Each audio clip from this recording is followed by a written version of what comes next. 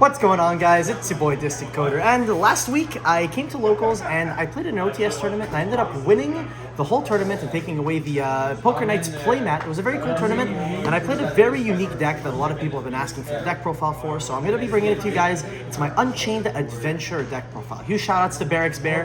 He pilled me on this list and I think it was good. I made a couple of changes to it, and at first, I really didn't think it was going to be very good, but in the end, it actually was a lot better than I thought it was. So I'm going to show you guys what the deck does. I'm going to explain to you guys basically the ratios so that you guys can know what you want to be doing with it.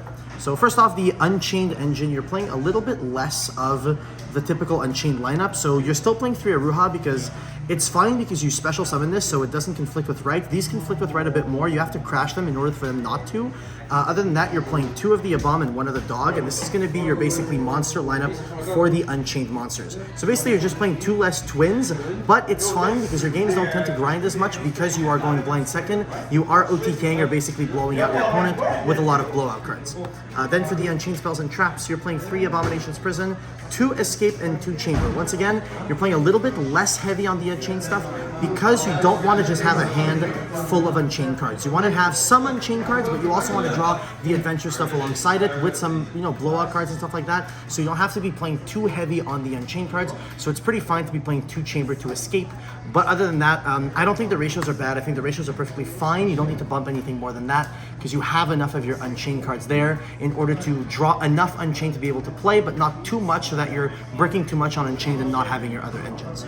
Then off to the Adventure engine, you're playing only 2 Enchantress with the Illegal Knight. I'm not playing the Griffin because this deck is blind second. The Illegal Knight basically loops with your the Draco back, and basically anytime during your turn, your opponent's turn, you can give them the Illegal Knight to bounce 2 of their cards, and then on your turn, you just use the Draco back to bounce this back to your hand, summon it again, and then you can just use the same effect once again, like every single other turn. So it's really, really strong to loop both of these cards going second, so the Griffin isn't as needed because you're never going first with this deck. This can also bounce the Kaijus that you're playing because I am on some Kaijus, so it conflicts, not conflicts, it synergizes very well, and obviously you're playing 3 Red of Aramis here with the 1 Fateful Adventure.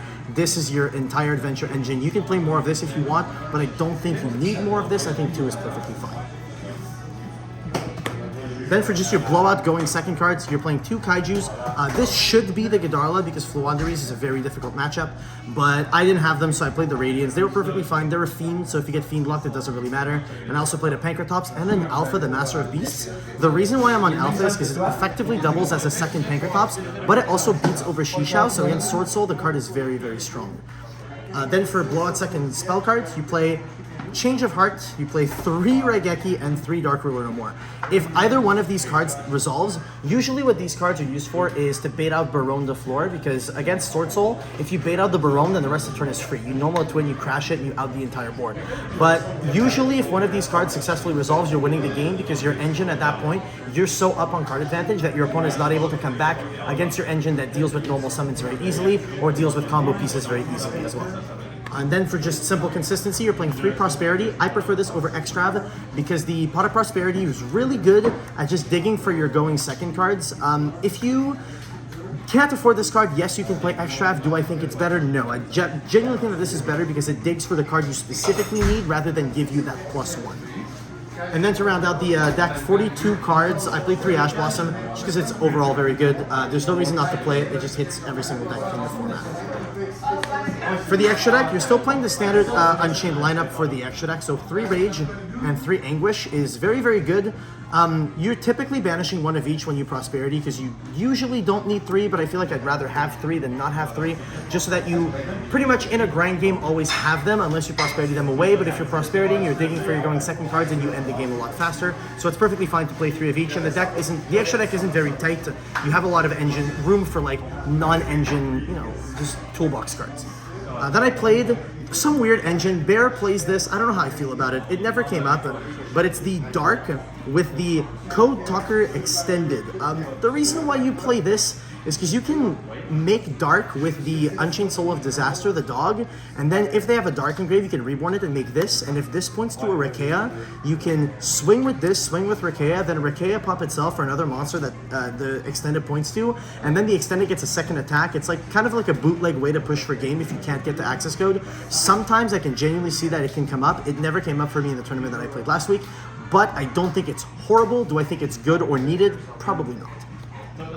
You play the 1 unicorn. Typically I play 2, but you just, you know, banish the other stuff with prosperity. So you never really made 2, but you only played 2 if you like played extrav or whatever. But with prosperity you only need 1 of this, as well as just the 1 a bomb and the 1 0 Boros. These cards are toolbox. You don't really tend to make them that much. You make the unicorn more so than the other 2, just because unicorn, going into unicorn with a rage, like if your opponent has a normal summon and a special summon and you link off the special summon, make unicorn spin the normal summon, it's usually pretty strong. You know, you're trading 2 cards for 2 cards, but typically it's enough disruption to stop your opponent. And the 0 Boros and the Abom are really, really good because they, you know, 0 Boros can sometimes push for game if you can't make access code, and the Abom just, in simplified game state, it just ends up popping so many cards that your opponent can't get back into the game.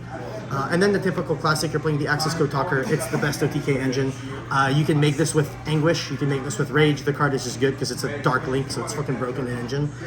You are playing Super Poly in the side deck, so I'm playing Drago Stapelia and the Starving Venom, and I'm also playing a Dingirsu as a tech option because sometimes you have like towers-like monsters that you can't just out with your engine because your engine either targets or pops. This does neither, so sometimes you need to have that non-targeting, non-destructive removal, and Dingirsu does that for you. That is the extra deck, and off to the side deck, it's very, very standard. I played triple Token Collector just in case of Sword Soul, triple Nibiru for combo decks. It's very, very strong. These cards are both really good against Sword Soul, and I typically side both of them in against Sword Soul just because Sword Soul is one of those decks that, is it a bad matchup? No. Is it easy? Not by any means. Cards like these make the matchup a lot easier. Then I'm playing 3 Super Polys specifically for Branded Despia. I think other than Fluanderies, Branded Despia is your second most difficult matchup because Flu is an unwinnable matchup. I barely even tried to play against that deck just because it's genuinely unwinnable. That deck, you can't beat it. But with Super Poly, against the Branded Despia matchup, you get to clear so many things that the matchup becomes a lot easier. So having this card against that deck is, I think, extremely important. So I wouldn't see myself playing this deck without siding a triple Super Poly. And the last cards are just, you know, for Flu, but for other stuff as well. So triple Joel and Lockbird and triple Evenly Match. This is just an additional blowout card. If you're playing it's like back row, you side this in. Otherwise, against Flu, you side both of these, and against like any deck that searches a lot, you just have your Joel access, which is really, really strong. So that's it for the deck profile, guys. I hope you guys enjoyed the deck, and I hope you guys give it a try. Genuinely, it is a very difficult deck to play. I find like if you make 1 or 2 misplays, it's very easy to just like take an L, and you know, you have to play pretty optimally to outplay your opponent. But the big plus side that you have with this deck is that typically your opponent doesn't know what your cards do. So because they don't know what your cards do, they'll make a lot of misplays, which will allow you a lot more leeway to make the superior plays and basically outplay them out. So anyways, guys, I hope you guys enjoyed the deck profile, and I'll see you all in the next video. Peace!